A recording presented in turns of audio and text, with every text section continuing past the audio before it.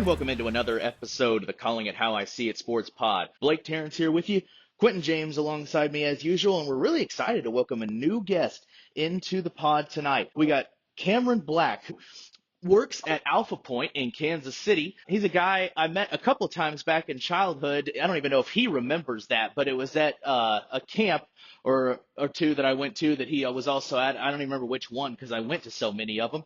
We're really excited to have him on. We're going to talk a little bit.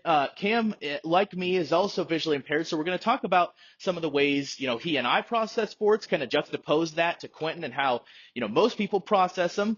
And then Cam also got a really cool opportunity a few years back to call a sports game using some new technology that's been developed. I know he wrote an article about that, so you can probably find that somewhere online if you want to read up about it, but you can listen to this as well and let him tell you the story. And then once we've done that and kind of gotten to know each other a little bit, Cam's by far the biggest into baseball, Quentin as well, so we're going to spend a little bit of time talking baseball, talk a little bit about the Royals' start to the season, and maybe react a little bit to the game we saw tonight, though that was quite a bummer. So let's get things off. We'll give Cam the floor to start. Cam, we really appreciate you joining us, man. Why don't you tell us a little bit about what that all entailed? I believe that was an NBA preseason game you got to call using some new advanced technology. Is that correct? Well, first of all, Blake, thanks very much for having me. I really Of appreciate it. course.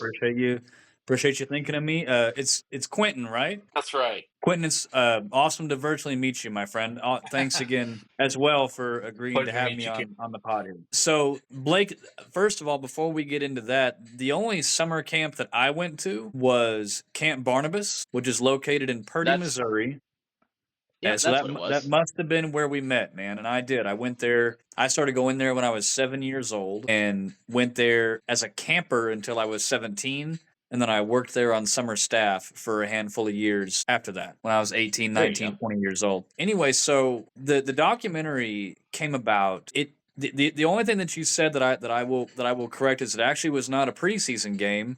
It was a postseason game. Postseason. Wow. It was, which made me all the more nervous. So the documentary came about. The documentary is called Dreamcaster, and it was produced by Michelob Ultra, by Anheuser-Busch, and it came about because I used to write a blog, and it was just a sports blog, and there's also a website out there called Fansided, Fansided, Fansided. Oh, yeah. And it's a large website. It acts as sort of an umbrella website with a bunch of smaller websites under it. And what it does is it is a fan website by fans for fans. And you do not have to be some journalist or have a degree in journalism to write for them. You just need to be a passionate fan and be able to write half decent articles. So I was on several of their websites writing articles about the Chiefs and about the Royals and about my Oklahoma Sooners, because I'm originally from Norman, Oklahoma. And so I was writing for them for a few years back. And I think that is how these people in New York discovered me, because I got a message from them saying that they were developing this technology and they wanted my assistance with it. And I really didn't think much of the message at first. As a matter of fact, I almost thought it was spam, and I almost deleted it. But once I finally got to talking to the guy, I figured that maybe they just wanted my opinion, or maybe they were going to let me test something out in a very small capacity. I really didn't think much of it. But I agreed to an initial phone call with them, and they broke down for me what they wanted to do, and I'll break that down for you here in a second. And then they said, well, it's going to take us several months to develop this technology, so maybe we'll call you in several months. And I hung up the phone. And I was like, yeah, right. I'm never going to hear from these guys again. But I did hear from them a few months later, and what they wanted to do was they wanted to use haptic technology combined with sound effects, combined with Braille, to help make sports as an immersive experience as possible for someone who is visually impaired or blind. Now, I think what listeners probably need to understand, Blake said earlier that I'm just like Blake, that I'm visually impaired. I'm blind as a bat. Blake's visually impaired. I'm blind. So I cannot see anything. I have no point of visual reference for a lot of these things. So what they wanted to do, that the haptics aspect, they basically took, I believe they told me that it was a vest and other pieces of equipment that were used in for virtual reality gaming. There was a vest. There were devices that went on my forearms and on my hands and on my feet. And they programmed these devices that whenever certain events would occur in a game, the devices would vibrate in certain ways. The way we landed on basketball, I think they wanted to do basketball anyway because Michelob Ultra sponsors 26 of the 30 NBA teams. So obviously they had their own interest at heart there, which is fine. I understand that's a business decision. But I wanted them to do basketball because, and Blake, you can certainly say what you want here. In my opinion, basketball is one of the more difficult sports for people like you and me to follow because it is such a fluid, fast-moving sport. Would you agree with that? Yeah, you definitely need, it's definitely a sport that you need, for me anyway, because I probably do technically have a little more vision than you, but I would be what you would call functionally blind, so I can't, use my vision to, perceive anything in any way. I'm dependent on the audio broadcast. So you definitely need like radio broadcasts over TV, and you need a really good broadcaster who can talk fast and describe all the action to get a good picture of it.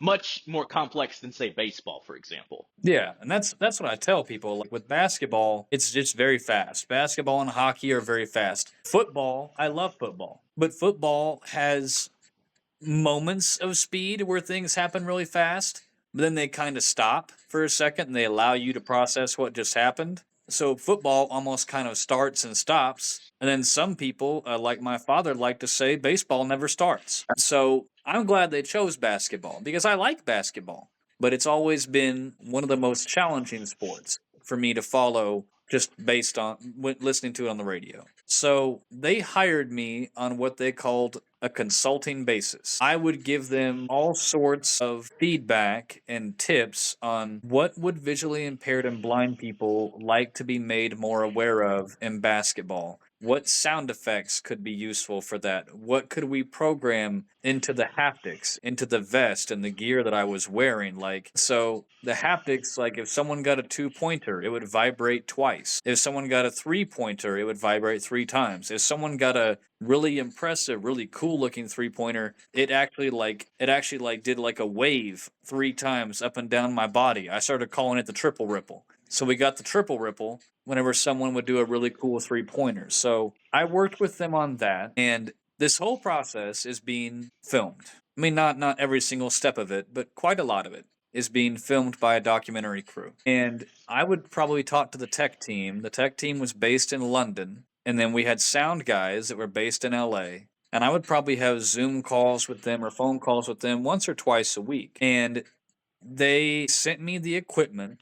It was in my house. And so I could wear the equipment. They sent me a braille display, and the braille display was hooked up via Bluetooth. They had designed this dashboard, sort of like one of those websites that receives live updates from live games. They designed a dashboard that basically did the exact same thing. You selected a game, it was receiving live feedback from what was going on during that game, and we had it hooked up via Bluetooth to a braille display.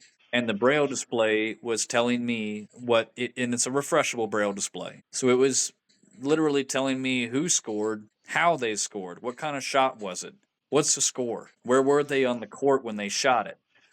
And then I had an 80 cell braille display, also refreshable, that had stats. It had team stats like rebounds, points in the paint, field goals, things like that.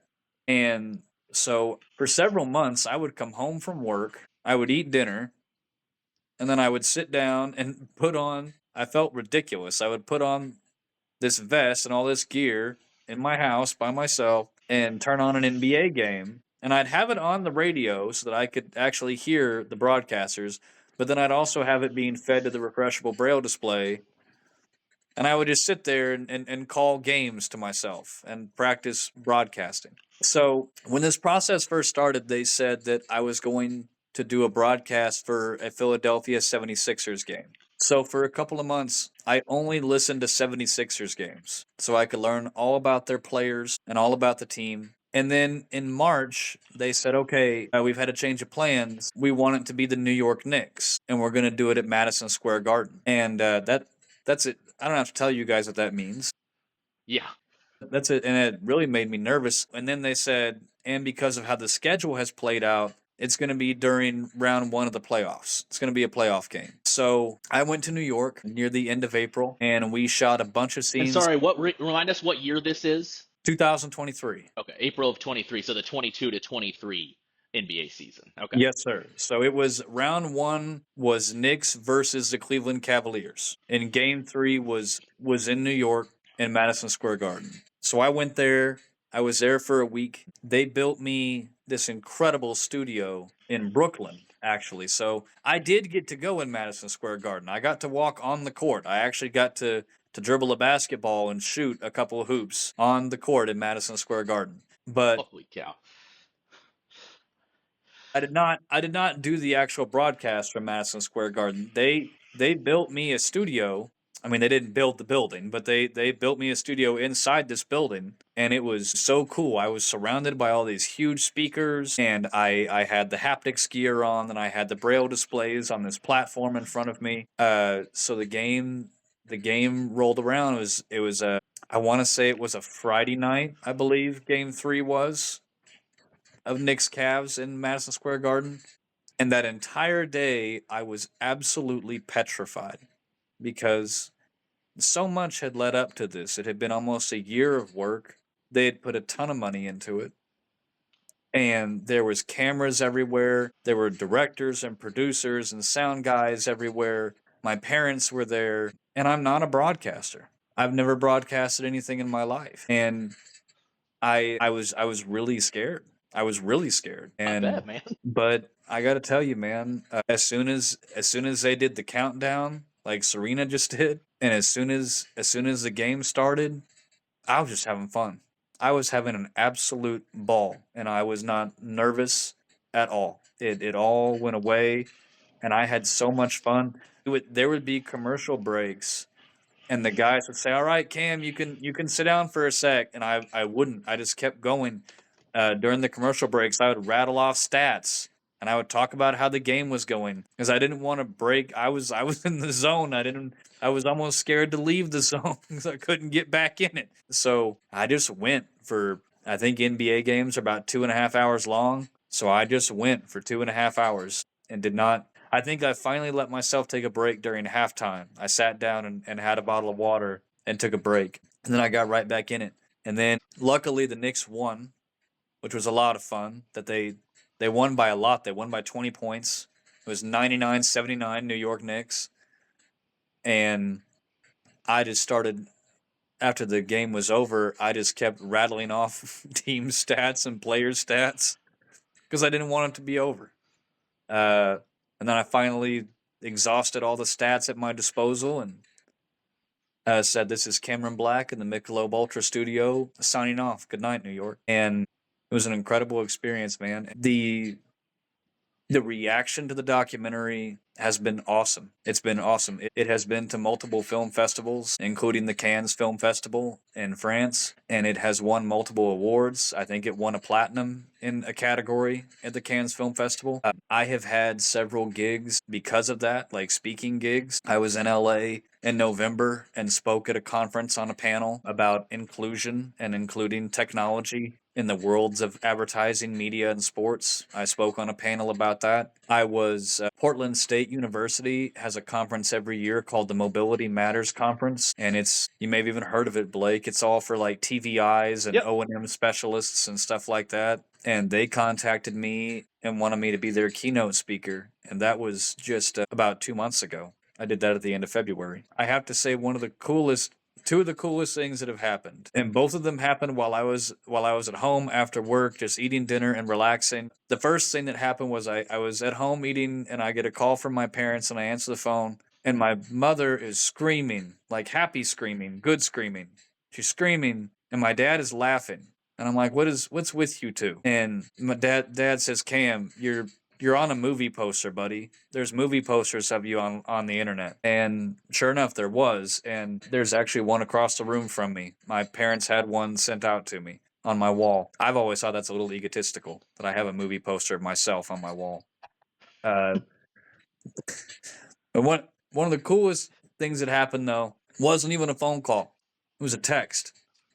I came home. It was about a year ago, so 2024, and it was maybe June or July. It was warm enough where I was eating outside, and I was listening to the Royals, and it was a big series. I forget who we were playing, but it was a big series. It was probably a divisional series because I ordered some food to eat during the game. So I'm sitting out on my back porch. I'm eating Taco Bell. I'm listening to the Royals, and I get a text from Daniel. He's the producer of the documentary. And the text says, I am at the Emmy Awards. The documentary just won an Emmy. Congratulations, you're an Emmy winner. And I just kind of sat there and looked at the text, and I'm like, no one's ever won an Emmy while eating a burrito. No one sits and eats Taco Bell and wins an Emmy. That just doesn't happen. But apparently it did. The documentary won an Emmy, and I texted Daniel back and I said, I didn't win an Emmy, man. The documentary won an Emmy. It's not me. Daniel says that doesn't happen if you don't do what you did. So you won an Emmy.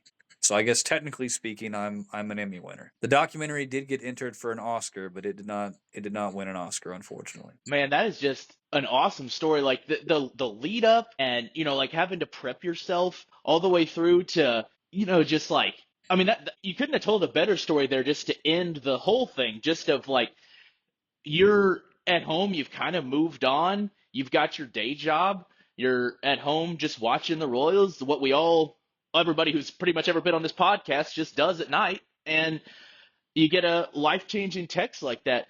So beyond how cool it was to be there and all that, like I'm curious like how you feel because like clearly you're the same guy you always were before that. You kind of went back to your normal life after that.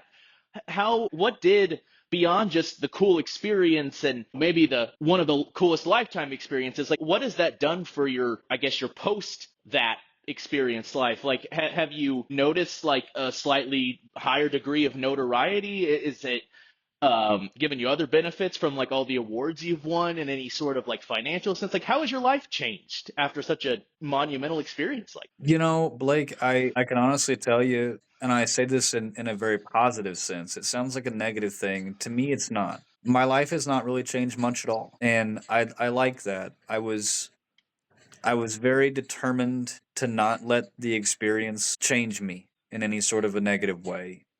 Um, I'm incredibly, unbelievably grateful for the experience. I am. It was a huge blessing, and I will never ever forget it as long as I live. And I'm incredibly grateful for some of the positive things that have come from it, like some of the speeches I've gotten to give. There was some monetary gain. I'm not going to lie to you about that. I'm grateful for that.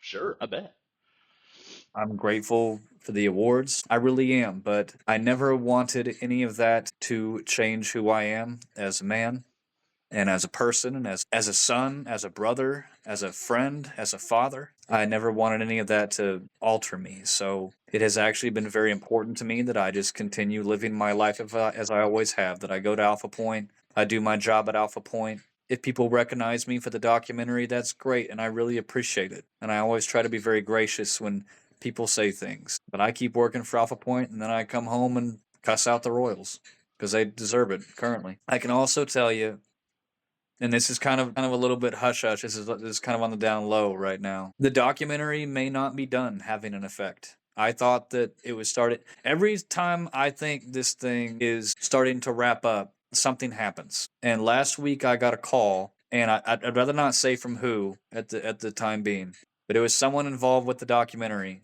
informing me that there's going to be a second cut, pretty much called a director's cut. And that once it comes out, they are going to try to get it out to a wider audience. Because I think that was the one disappointment with the first documentary. Don't get me wrong, the first Dreamcaster is great. It's wonderful. It really, really is. But it reached a very small market. It reached a market of people, a lot of people who are in the advertising business and the advertising world. So it reached kind of a niche audience. And from what this person told me, that was not the intention of the director. So he has put together a director's cut and is going to try to shop it around and get it a wider audience to maybe like networks and streaming services and things of that nature. And one of the things he said to me is that were that to happen, that he would want to have a cast screening in LA, which I of course would go to. He'd want to have a cast screening in New York, which I would go to. And then he said, and I want to have a cast screening in Kansas City. And I said, well, I am the cast in Kansas City. And he said, well, then you just invite whoever you want. Invite all your friends and coworkers and invite anyone you want. So that is not a done deal yet, but it's getting very close to that. So I'm very much hoping for that. But no, seriously, man, I'm so grateful. I'm so grateful for people like you that want to talk to me and have me on their show, and I appreciate it. But I just want to be Cam. That's who I've No, always absolutely. been. That's who I'm good at being. So I'm just gonna keep being Cam. Absolutely, man. That's it's an awesome thing. I've always wondered because I'm kind of, in a weird transitional period of life right now, like where, I did originally major in broadcasting, and then when life changed some for me, I got my master's of education. I worked in that field for a couple years, kind of in between right now as I'm doing this. So I'd always wondered though about like technology that could, because even in broadcasting, like I always felt I didn't mind it because it was honestly probably what I enjoyed the most because I just like the talking and the talk show atmosphere. But, I always kind of felt that I might be a bit limited to, talk shows, or maybe at the very most I did do some color commentary, where you're the person simply, I guess, reacting to and shooting out the stats while the play-by-play guy calls. But, that's something that kind of unlocked that ability to do actual play-by-play for you in real time. Does that it sounds like maybe they're working on some upgrades to the technology for I guess, the blind community at large. Do you think this is potentially revolutionary? That it might not stop with you, that there could be people in the future who could be able to use this technology to open a career path for themselves? I think so, yes, and that is what I'm truly hoping for. That's what I really want to happen, and that, like, the recognition that I've received and the awards, that's all great. And like I said, I appreciate it, and I'm flattered and humbled by it. But the point of the documentary was to show that this is possible and this can be done, and we need to find a way to do it so that it can change the world of entertainment and sports and media for people who are visually impaired or blind. I will tell you that right now at Madison Square Garden, when you go in, if you go in to watch a live Knicks game, you can download an app while you're in the stadium, the arena, and it basically does the same thing that all my technology did, minus the refreshable braille display, but it does it on your phone. So certain actions happen during the game, your phone vibrates in certain ways, and it has an audio descriptive voice, and they actually paid me for the licensing of my voice. The audio descriptive voice is mine. So what they want to do, their ultimate goal is to have my voice be the audio descriptive voice in all 26 of those arenas that Michelob Ultra sponsors. But it is very much my hope that this becomes something that blind and visually impaired people can easily access, not only for entertainment, but also, like you said, also if they wanted to pursue this as a career path, that they could obtain the technology that I had, or a facsimile of it, or an improved version of it, and they could do something like that. As for me, I've always liked to talk, but I did discover a passion for being on the radio and recording and doing things of that nature. And now at Alpha Point, that is part of my job on a much smaller Hmm. scale. But at Alpha Point, my supervisor Scott and I have a web series called Foresight, and I am the host and the narrator. I appear on camera, but I also provide the voiceover for it. And we've been talking about having an Alpha Point podcast. That is not up and running yet, but it is in the works. It has been discussed. Man, that is awesome. Q, we'll give you a chance to jump in here. We haven't heard from you yet. Honestly, like, not to flip this around, this is supposed to be mostly about Cam, but I mean, it sounds like this is something I or other blind people should give a try, doesn't it? Absolutely.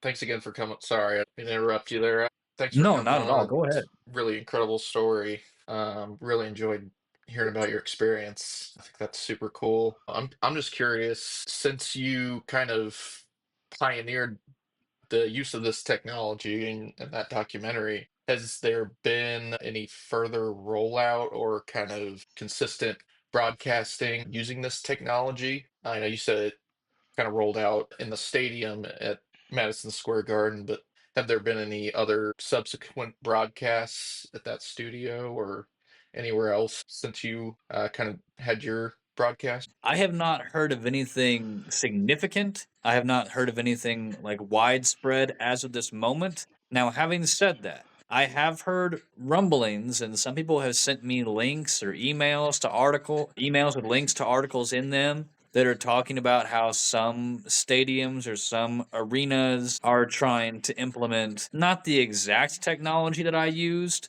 but some type of audio description or some type of haptic feedback. I have seen since the documentary articles here and there. I can't point to any major sports franchises, like I haven't heard of like the Chiefs or someone doing it, but I've heard rumblings here and there of little sports teams trying to implement haptics or an audio descriptive device or things of that nature. I think that it's still very much in its infancy, but I do think that it's coming along. I would not be surprised at all to see more of it in the near future. Tell us a little bit, if tell us a little bit about, like, you described like what you were hooked up to. What is the engine that makes it all go? I assume it's a pretty substantial, some sort of motherboard, if you will. I'm not the techiest guy in the world, so I could say terms that are completely wrong if a tech guy gets a hold of this. But what's the base of it all? What contains all the AI and the hardware and software to convey all the info to the sensors? Do you know anything about kind of the engine of it all? Honestly, I'm probably not the guy to ask about that. I am tech savvy enough to be proficient at my phone and my computer, and that's about it. I know the Braille display was hooked up via Bluetooth to a website, and so that it could receive the refreshable, the stats and everything that was going on. I would have to imagine that the sound effects and the haptics equipment was hooked up in a similar fashion. I would think, but honestly, that I cannot comment on too much. Gotcha. All right. So, well, obviously, I'm sure we'll have Cam on again at some point in the future. We'll see what we can figure out here. Maybe we can make, if he keeps hearing back from folks, maybe we'll be able to make this an ongoing topic. But let's transition for a bit into kind of just a more general topic. Now that we've got an idea of how Cam did that, I've kind of given y'all little nuggets throughout the first few recordings of this podcast of how I perceive things differently. I want to kind of give y'all a peek behind the curtain, if you will. No visual pun there intended, though there probably will be blind jokes made in the next few minutes. As there should Uh, be. of course, always. Uh, Quentin learned to get comfortable with those in college. He didn't know what to do with them the first few times, but I told him they weren't going anywhere. So if we were going to be buddies, he's going to have to get used to it. Agreed. So I want to kind of talk about maybe just juxtapose the way that you know we as blind people perceive and process sports, and because it is a pretty common thing, right? Like, I don't love, but I also am not opposed to stereotypes, because usually they're rooted in some sort of truth. And so there are some stereotypical things that that blind people are and aren't passionate about, like bird watching. Probably don't know very many blind people that do that. So you get a lot of things that either tend to be very audio centric, like, even I myself have a bit of musical inclination. I hope to start putting that up on this YouTube channel or somewhere else in the near future. There's kind of that stereotype that blind people like music, and they also really tend to like sports because there are audio broadcasts. Even on TV, you get some decent broadcasting at times, depending on who it is and what the sport is. So, there's ways that we process and perceive it that are very different, because a lot of people, for example, I know one of the most common things that people like to do, especially if it's not a game they're super into, is, they'll have a game, and, if they don't want to be overwhelmed, if they're overstimulated by the sound, if they're maybe on a phone call, if it's, a family dynamic and they want to have a quiet, peaceful home, but they want to watch some sports, they'll turn the volume down really low, or they'll even just mute it. Well, that ain't going to work. You might as well turn the radio or TV off for us. So, there's all those different nuances of, how we perceive the game differently. Cam, I'll kind of let you lead off.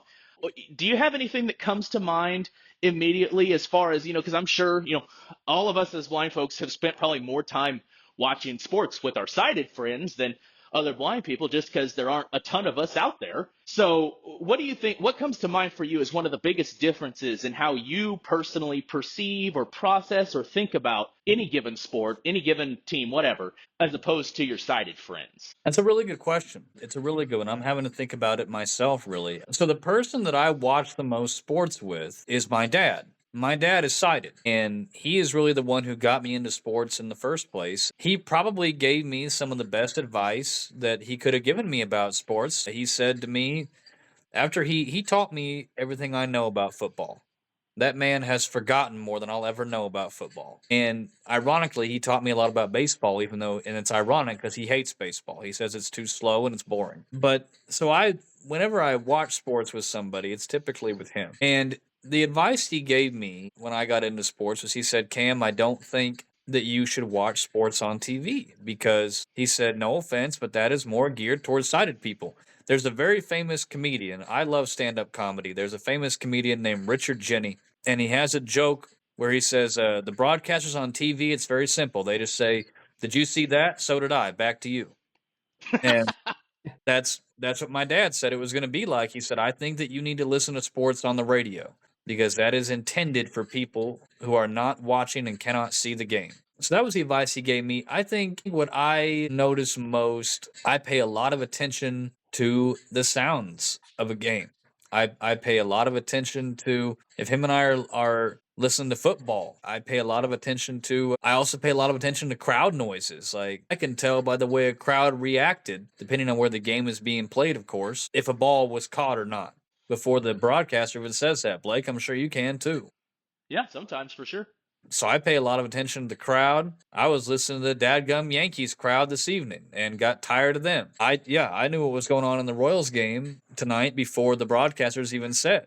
I knew if something was a hit or not. So I pay a lot of attention to that. There's not as much sound in football. There is. There's a ton of sound, but like as opposed to baseball when you got a bat hitting a ball and you've got a glove snapping, you know what I mean? Oh yeah. You don't No, necessarily have that.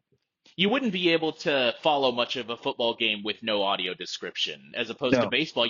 You wouldn't be able to tell, if it hit the wall or if it went into the gap or if it was a homer, but you're going to know the difference between a home run and a foul tip by the sound of the bat and how quality the contact sounds. Oh So yeah. yeah, I totally agree with that. And basketball too, it's hard to tell what's going on in play, all the movement of the players, but sometimes, I can get a better idea I'll know a second before the broadcaster describes what happened, if you hear the swish or dunks, like I can always tell when something's a dunk, I feel like, because there's always the difference in like a jump shot hitting the rim versus a dunk is dramatic. Oh yeah. So, Absolutely. So I don't know if that answers your question, but to try to oh answer yeah, your question, I think I pay a lot more I pay a lot more attention to the actual sounds of the game than my sighted counterparts, mainly my dad, would pay to it. sure. Yeah, that reminds me of a funny story. So my dad was a high school he still is technically, I guess. But my dad was a high school football coach for a long, long time, and we used to go to his games quite often, especially when he was at Grain Valley, because that's really near Blue Springs where I live. And I would have been probably no more than 10 years old at the time, and I'd already gotten pretty big into sports already. And I remember, I pretty much knew most of the time when my dad's team was on offense. Like, I could assume, unless it was an obvious passing situation, that they were going to run the ball, partially because they had a really good running back and partially because that's just kind of how high school football is. It's much more run heavy. So I was with my grandpa in the stands, and we were close enough that I could actually hear the quarterback's cadence. So that's how I knew exactly when the ball was snapped. And so there was a play where the ball was snapped, and you can kind of hear the crowd rev up as the ball is snapped, and it's handed off to the running back. And then the whistle blew, a split second later, and to signify that the play was over, that the running back had been tackled. And I turned to my grandpa like immediately after the whistle, and I was like, he only got like 1 yard there, didn't he? And my grandpa was like, I don't know. They're still getting up. I don't know how much I can't even see the ball yet. And then like 10 seconds later, you hear the PA announcer go, gain of 1 yard on the play. And my grandpa's like, wait, what the hell? Did you just guess or what just happened? And I was like, well, no. Like I heard the quarterback cadence and then like the whistle blew really quickly after. So I knew he couldn't have gotten very many yards. And my grandpa literally there was actually a friend of somebody who's still a family friend of ours sitting behind us, and she'll still tell that story too. And my grandpa just kind of turned around and looked at her, and she said like he looked like he might as well have seen a Martian, because I knew what had happened before he did. Yeah, and I totally agree. That's not a crazy story for us though. Whistles. No, that's completely believable. Whistles tell you a lot. And if you're listening to a game on the radio, as much as I know that broadcasters try to be unbiased, You can tell in a broadcaster's tone what just Oh happened. yeah. Oh yeah. As soon as the broadcaster starts talking, I can tell, even if he's trying to be, I don't care if he's the most unbiased broadcaster in the business, he's not fooling me. I know what just happened before he even tells me, just from the tone of his voice. Yeah, no, I agree with that. Quentin, I'm curious. I don't even know if I've ever really asked you this question because we don't really talk about these things much. Because I'm sure Cam can attest to this as well. With our sighted friends, like the whole reason that the sighted people we know that are our friends is because they don't treat us any different. So we don't talk about us being blind all that often. But I'm curious if I'll be learning in real time along with the audience. I'm curious if you've ever noticed anything that I do or say, or if you have a memory that kind of makes you notice a different way that I process. Now that we actually have a sighted friend here who might be able to give a perspective. Oh gosh, that's a good question. I think that a lot of it goes back to what you guys were saying about just the little audio cues that you pick up on that you're kind of ultra sensitive to since you just have that one sense to work with. I've definitely noticed times where you perk up before some of the rest of us do because you hear the way the ball hits the bat or something like that, and you could just tell, oh, that one's out of here for sure. Or if you're just not happen to be looking at the screen, Right. and I'm just like, wait, what just happened? You're like, I don't know, and then you look and it's like, oh shit, that was a homer. I Yeah. know, So like I mean, I think us. Serena's her mic wouldn't be on the podcast because she's producing, but she can probably attest to the same thing because we watch Royals games together as well. So Oh, sorry, I kind of cut sure. you off there, man. Go ahead. No, you're good. I think you know, sighted sports fans kind of do have that luxury of not really needing to pay attention to the sound all that much. I mean, you could easily watch a baseball game muted, a football game without sound on if you wanted to, and get everything that conveyed to you that you need to in that way. But being friends with you has definitely taught me the value of a great radio broadcast. Because obviously you will listen to those from time to time while we're watching games, or Hmm. you know even just Pisses Kyle off because he can read my face. And we, right. on It the can note of great, complicate things when the radio is like a few seconds ahead of the TV, and then you have some kind of exclamation that we haven't seen yet on the And TV, I and I'm really like, damn try it, is that hard, a but good thing or a bad thing? What just happened? yeah, like Cam, I know you had something to say there, but I just want to like relay this an example of what Quentin's talking about. So we were all hanging out for the Super Bowl, and so I wasn't even listening to the radio broadcast at the time on my phone. I was just looking at the CBS app with voiceover, just looking at the live feed, which was a little bit ahead of the TV broadcast, and I like it used to be that I kind of wasn't socially aware.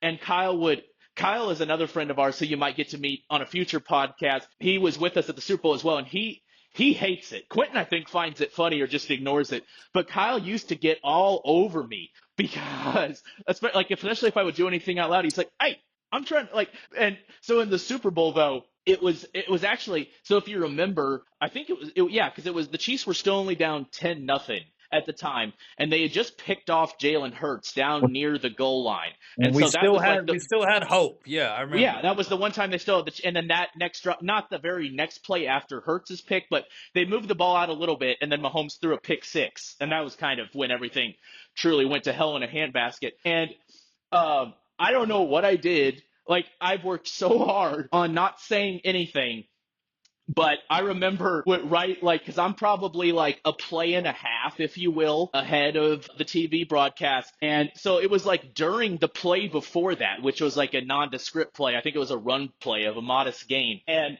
Kyle, I guess, because the play was already dying, that wasn't really going anywhere, he happened to look over and just happened to look at me. And I remember Kyle immediately going like, God damn. And I was like, wait, what happened? Like, I tried to play it off like, wait, what happened? He's like, no, I saw your face. Something's Yeah. not good.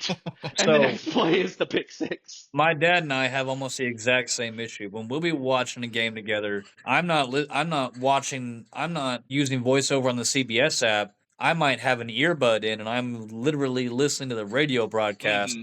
Yeah, I've done And that too. Yeah. sometimes the radio broadcast is a play or two ahead, so I had to not react, which I'm a very animated person, so me not reacting is very difficult, and I pretty much can't control my cartoon face at all. So my father just won't even look at me during games because he knows just my face will give it away.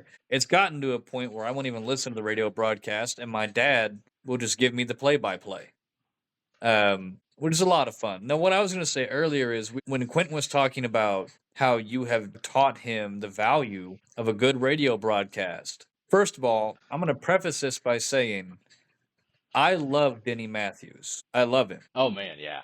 And I Quentin and know I a got to lot. meet him a few years We ago at a did. Royals Fan Fest. I have met him as well. I threw out the ceremonial first pitch at a Royals game 2 years ago for their Labor Day game against the White Sox. And when I was there, I got to meet the whole broadcasting team. I got to meet Jake, Denny. I didn't get to meet Ryan. I met Jake, Denny, and Steve. I did not get to meet Ryan Very Lefebvre. nice. But I met Denny, and I love Denny. But I want to say, Denny had to kind of grow on me. But here's why. And it's not Denny's fault. So I got in, my first sport was football. My first broadcaster on the radio I ever heard was Mitch Holtis, who is phenomenal. And, Mitch, y'all have listened to Mitch. Blake, I know you've listened to Of Mitch. course, yeah. Mitch is so animated and he is so enthusiastic and he is yelling and he's talking fast. He's excellent. And then football season was over. And my first season of Royals baseball, I started listening to Denny Matthews. Denny Matthews is the antithesis of Mitch Holtis. Yep, I'd agree I with want, that. and I used to think of that as a bad thing, and now I don't. Now I love listening to Denny because I love his dry sense of humor. I love it when he says, "Well, we have achieved the ninth inning." Love it when he says that. I love it when Salvi walks out to the mound to chat with the pitcher. I heard Denny say this just about a week ago. Then he goes, "There goes Salvi out to the mound. And if we could play for you on the radio what Salvi is saying, we probably wouldn't be able to play it on the radio," which I'm sure is true. Yeah. So I love Denny, but I used to tell people that man could describe Jesus Christ descending into center field the same way he describes a bloop single. He does not get excited about anything ever. He will say it just like this, and Bobby Witt hits a grand slam. That's how he'll do it. And I love him for it. I didn't used to, but it's grown on me. I guess when you've been broadcasting for close to 50 years, like he has, you really have seen it all. So nothing really surprises you when you're calling a game. And that's probably it. I'm sure you're exactly right. There is nothing new under the sun on the diamond anyway to Denny. You know, it's a great point. I hadn't really ever thought of it that way, but it almost seems like perfect for what they do, right? Like football, first of all, to your point, you got to be able to be faster, especially in play. And, each game, each individual play has such a much larger impact than that, 162 game season. So I wonder if that's intentional that like, as a broadcaster, as a baseball broadcaster, you can get excited when your team hits a homer or something, but just like they say, when you hear baseball coaches and players talk, the whole key of baseball is like where football games and football seasons are a bit of a sprint. Baseball is a marathon, and so you got to stay even keeled. I have a feeling that's probably intentional.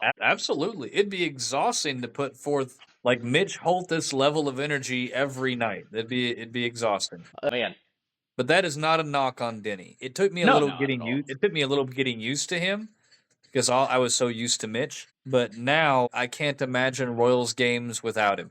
When we have road games, I miss him. I wonder if he'll like do the Vin Scully thing and just go with the whole actual rest of his life and do it just until he literally can't anymore. That would be something. But I'd also kind of like the man to be able to enjoy his retirement at some Yeah. point. But he probably enjoys this more than he would anything else. No, I Selfishly, shorted him earlier. He actually is broadcast for 55 years. He's yep, broadcast every season since the Royals' inception in he 1969. he was yeah. Quentin's absolutely right. He was their first radio voice since '69. It's incredible.